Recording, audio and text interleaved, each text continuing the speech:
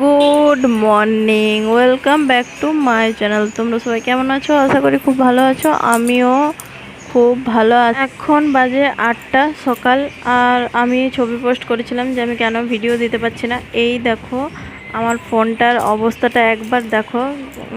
ফোনটা এইভাবে এখন গার্ডার বাঁধা আছে, যেহেতু ডিসপ্লে চলে গেছিলো। ঝড় বৃষ্টির দিনে আমি ফোনটা পরিষ্কার করছিলাম, কোনো রকম বাই চান্স আমার হাত থেকে পড়ে যাওয়ার পর ডিসপ্লে চলে যায়। তার জন্যেই আমার ফোনটা 2-3 দিন আমার কাছে ছিল না। আর ফোন যে না থাকার কি কষ্ট, সেটা আশা করি যারা সোশ্যাল মিডিয়ায় আছো, যারা ফোন ইউজ করো, তারা নিশ্চয়ই খুব ভালো করে বুঝতে পারছো। আর এখানে বইগুলো এলোমেলো হলো, তাই আমি বাগিয়ে দিলাম। সকালে একটু পড়তে বসিয়েছিলাম মেয়েটাকে। আর তো চলো এখন এগুলো চলো বাগাই।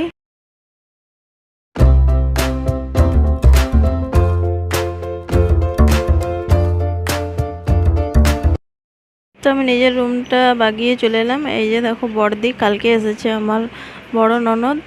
তো মেয়েরা না এলে তো জানোই তো ঘর সাজে না, তাই এরা না এলে খুব মিস করি এদেরকে।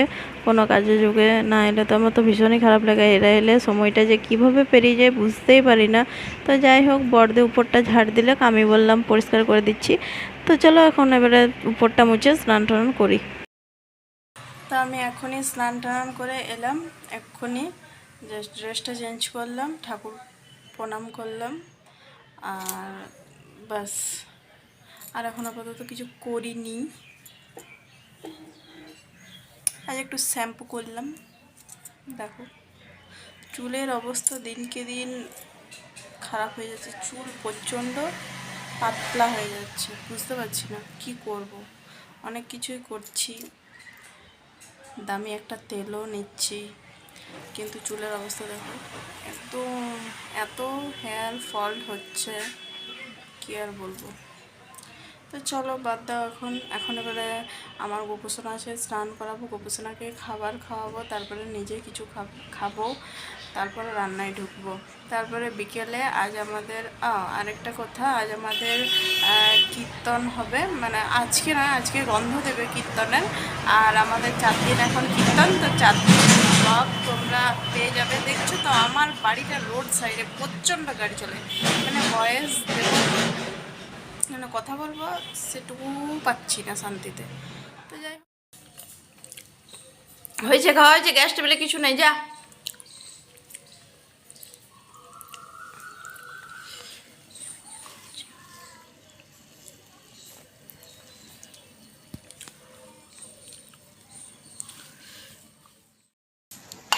তাহলে পড়া হলো নাকি?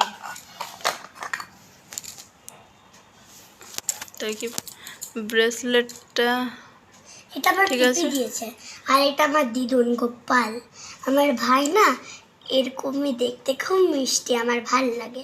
লাও, ঠিক আছে চলো এই করো। আমার দাঁত নড়ছে বন্ধুরা, ইঁদুরে এবার আমাকে নতুন দাঁত দিবে। আসলে নতুন দাঁতটা দিয়েও দিয়েছে, ভিতরে আছে।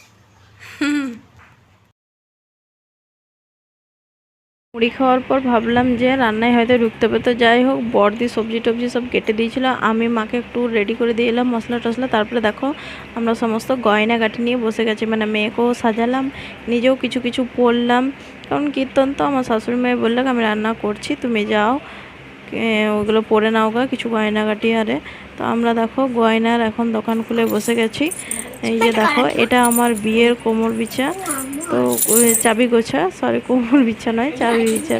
এই চাবির গোছাটা খুবই প্রিয় আমার, খুব ভালো লাগে এটা। আর দেখতে পাচ্ছ তোমরা জানি না ক্লিয়ার আসছে কি না, দাঁড়াও তোমাদেরকে দেখাচ্ছি। এই দেখো খুবই সুন্দর, কার কার কাছে এটা আছে কমেন্টে জানিও। খুবই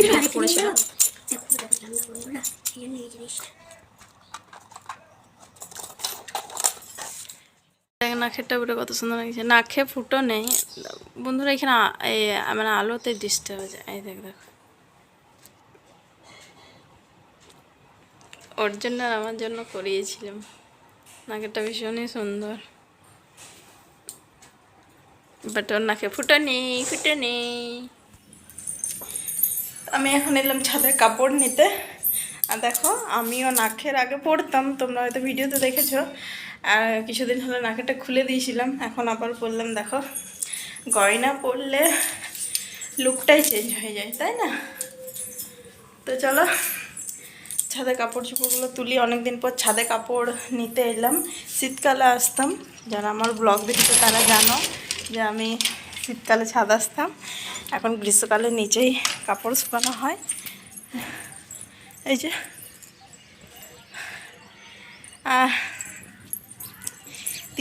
দিদিরা এলে তো একটু কাপড় জামালে বেশি হয়, বাচ্চাগুলোরও থাকে, তো সেই জন্য আরও বেশি কাপড় ছাদে মেলা হচ্ছে।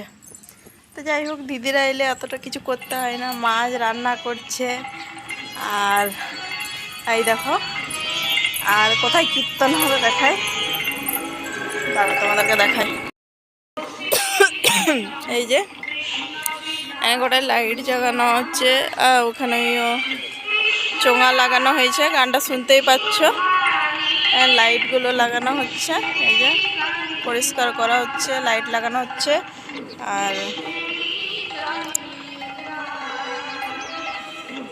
আর এই যে প্যান্ডেলটা আমাদের ঘরের সামনে, যেহেতু মাঠটা আমাদের সামনে, তাই জন্য আমাদের বাড়ির সামনেই হচ্ছে এখানে কীর্তনটা। ভালোই হবে, 4 দিন খুব মজা হবে, সবাই আসবে। আর কালকে ছোট দিয়ে আসবে, আর কাল এসেছে বড়দি, আর কালকে ছোট দিয়ে আসবে। তো খুব মজা হবে, দিদিরা এলে তো আমাদের ভীষণই মজা হয়, বাচ্চাগুলো সবাই একসাথে থাকে, আমরাও বেশ একসাথে বেশ থাকি। আরও কে কে আসে চলো দেখি। দেখি মাসিদেরকে আসতে বলেছি, মানে আমার মাসি শাশুড়িদেরকে সবাইকে মোটামুটি আসতে বলেছি। তো চলো দেখা যাক কে কে আসে আমাদের বাড়িতে কীর্তন শুনতে।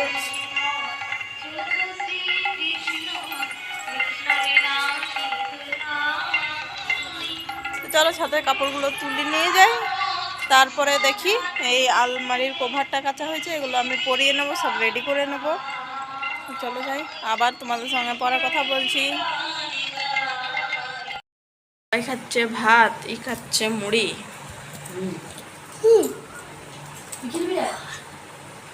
মুড়ি কেন খাচ্ছিস, ভাত কেন খাচ্ছিস? না বক্তব্যটা বল একবার। মাছ হয়নি তো ভাত খাইসনি? 5-6 দিন মাছ হবে না।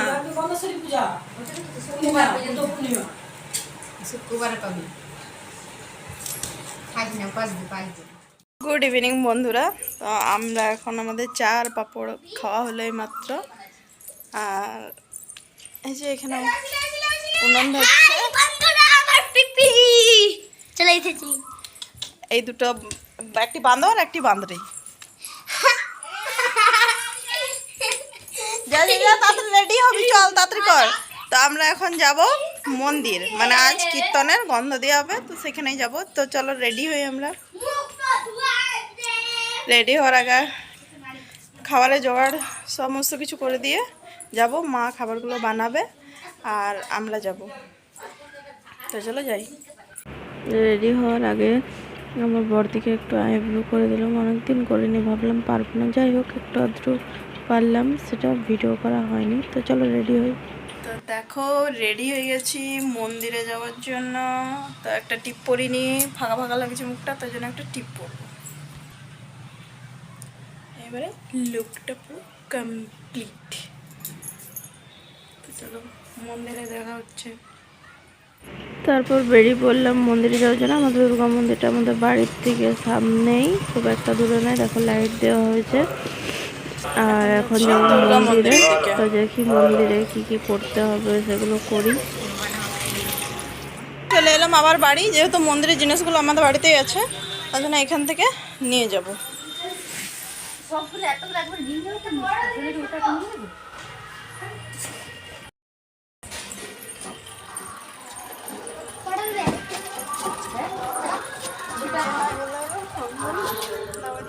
দুর্গা মন্দিরটা সাজানো হয়েছে এভাবে।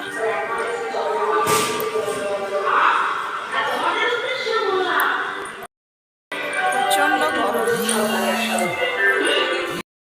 পান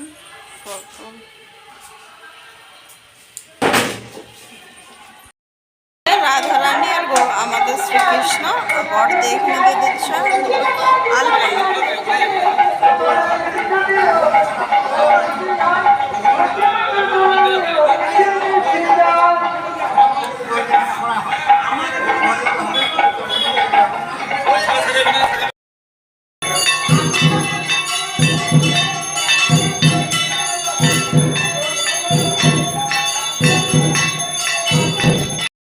আমি এখন এলাম ঠাকুর মশাইয়ের জন্য চা বানাতে, তো চা আমার হয়ে গেছে, চলো যাই।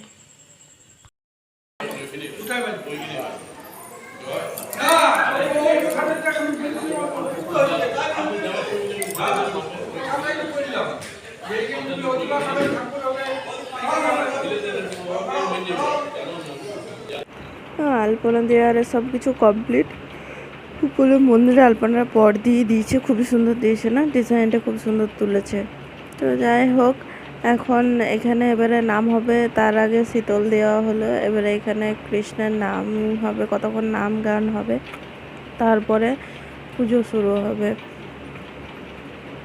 আর এখানে আমরা সাজিয়ে নিলাম গন্ধেশ্বরী থাল, মানে এই থালাটা তো সাজাতে হয়, তো আমরা সবাই মিলে, এটা একটা বড় কাজ ছিল, সবাই মিলে আমরা করলাম। আর এখানে তখন নাম চলছিল।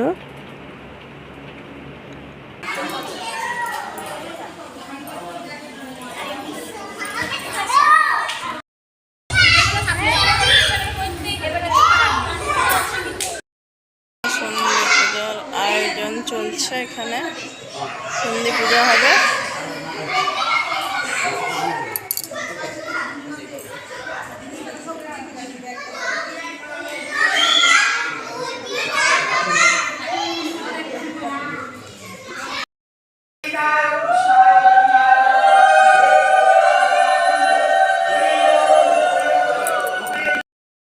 এখন বাজে মোটামুটি 9:30 বাজছে, আর আমি এখন বেলকনিতে দাঁড়িয়ে আছি, কারণ বরকে দেখছি বর আসছে কি না।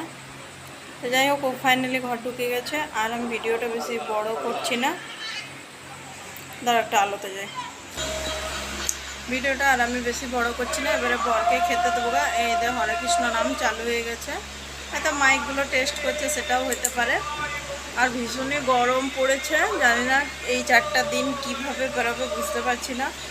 তো চলো, আমাদের কাল থেকে তো কীর্তন শুরু এখানে, তো চলো এখনকার মতন কীর্তন তোমরা আমার ব্লগ দেখতে থাকবে, কীর্তন দেখতে পাবে। আমি তো শেয়ার করব, কিছুটা হলো ব্লগে দেব। তো চলো এখনকার মতন সবাইকে টাটা, সবাই ভালো থেকো, সুস্থ থেকো, এই কামনাই করি। আর চলো এখনকার মতন টাটা, বাই বাই। বহুত চলেছে আমার, যাই হোক, ওইলো এখনই।